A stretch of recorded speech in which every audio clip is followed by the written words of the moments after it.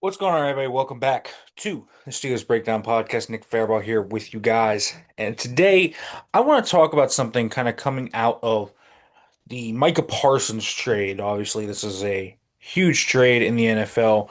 Parsons going from Dallas to Green Bay for what it just is an inexplicable deal in and of itself. Jerry Jones and the wild show that continue to go on over there in Dallas is insane. But let's talk a little bit about what I actually kind of thought about relating to the Steelers from this. And it's less about them having to face Parsons because they do have to face Micah Parsons now. And man, it just adds to the stacked group of pass rushers they will face. They got Myles Garrett, they got Trey Hendrickson, Will McDonald. I mean, there are guys up and down this list. Andrew Van Ginkel. Um, it's a really studded group of elite players. You got guys like Khalil Mack on there, Aiden Hutchinson. It's just a really stacked group of edge rushers. And it kind of brings me to this point that I wanted to discuss, and that is there is nothing, and I truly believe this when I say this. I don't like to speak in absolutes, but I truly believe this. There is nothing more important for the Pittsburgh Steelers than the offensive line. I do not think there's a single thing more important. They're not the new secondary, not the refurbished defensive line, not the wide receiver questions, not even necessarily Aaron Rodgers. Rodgers is very important, but this offensive line for what it means this year and then the future of this franchise means more than any of these things all combined. This offensive line is such a huge part of making this retooling period and trying to win in the period work. It doesn't work if this offensive line doesn't hit. And so we feel like, if you're kind of me, you feel like Zach Frazier is already hit. Literally played at a Pro Bowl level in his rookie season, was, in my opinion, a top five center in football. He had some weird snap issues during training camp and some of the preseason games this year, but not much of an issue for me.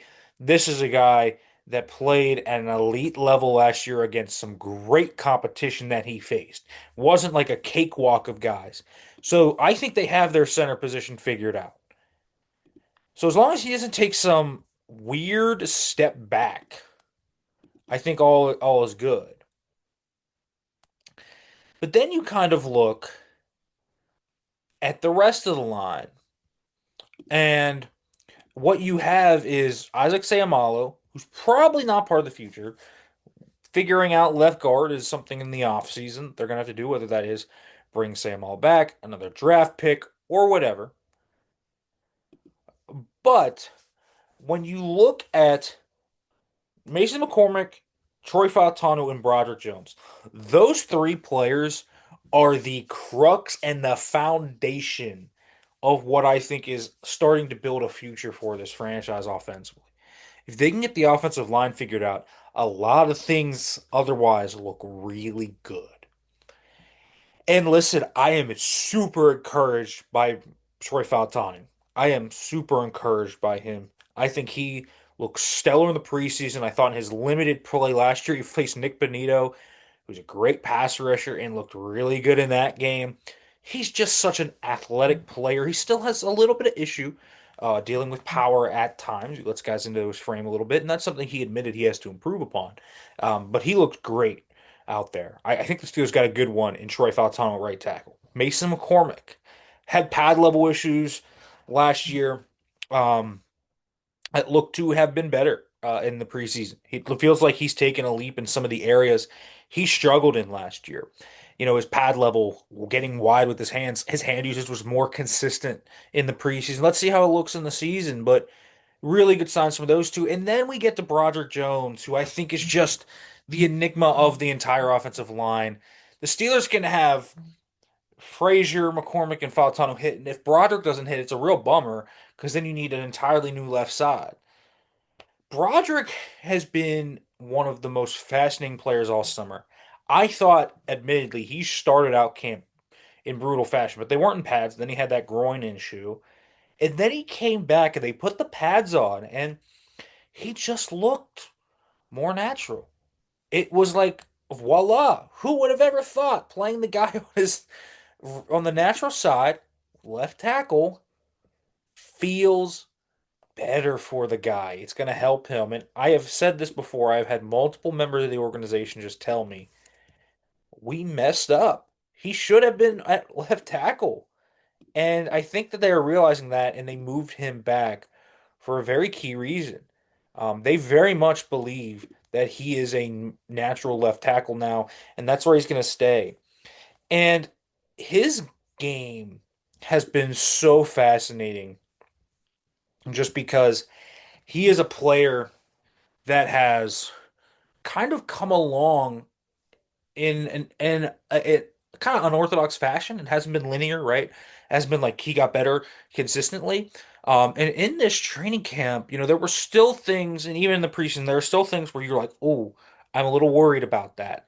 He didn't necessarily have the great he didn't have great pad level at times. He still he ducks his head, and when you duck your head, guys can just beat around you, get into your chest, forklift you, do a lot of different things. Do never drop your head, drop your eyes. And he did that more than a few times in camp and to the preseason. And his hands are still a little bit all over the place. Sometimes they're wide, sometimes the punch timing's a little late, so guys can get into his frame a little bit. But he has taken huge leaps in a few areas. One, football IQ, stunts, pressures, he's got them. He got shown a few different looks by the Buccaneers and other teams, and he was able to pick up those blitzes and stunts. Two, just basic kind of formula, just the basics of football, knowing your plays, knowing what to do, no false starts, just basic minute details that every player should do at the NFL level. He struggled last year with, do the wrong thing on a certain play, wouldn't be a net positive in the run game as a result. He fixed that this year. Um, the other thing was he was just a net positive in the run game in the preseason, even though the run game itself was certainly not stellar. I thought he was in that factor. But the biggest thing, and it's not even close, the biggest thing is his footwork. His feet are way better than they were on the right side. You could tell he would cross his feet, he would get too narrow, he would get too wide. He didn't know what he was doing in his pass sets out at right tackle. Now that he is back in at left tackle, the feet are moving well. He can use his athleticism. He's mixing up his pass sets. He's like feeling it a little bit. He's got confidence. He's playing with some bravado. Like there are a lot of positives there with Broderick. He is, if he can be an average pass protecting left tackle, and he can bring what he brought to the run game his rookie year that it seems like might be back because his punch strength is back. This could be huge for the Steelers. He's a raw player. I mean, he was so raw, and what they did with him, moving him to right tackle, it could be until year 4 or 5 until this dude finally breaks out. He could have that type of arc, and we have seen this happen before at the offensive tackle position in the NFL, where guys take time sometimes to fully hit. And I think Broderick, man, if he can showcase some of these positive steps with some of the hand usage stuff that he has started to mix up, even though he gets a little wide and the punch timing can be off, just having better repertoire, a stronger punch, being able to mix up your pass sets and having your feet under you and being able to have good footwork is so huge. He is a big part of that. But this offensive line in general, for the run game, for the future of this franchise, is, in my opinion, the most important thing to watch this entire season. It is the biggest thing to see. If they have four legitimate young offensive linemen they can count on and count in on the future of this team, it goes a long way if you're trying to get a rookie quarterback in here, or even trying just to be opportunistic if the right quarterback becomes available and can vault you in to contendership. And so all of that comes together and really, I think, emphasizes just how important the Pittsburgh Steelers offensive line is. All right, folks, make sure to like, comment, subscribe, turn on the notification bell for more. Thanks for watching, everybody, and I will be back tomorrow.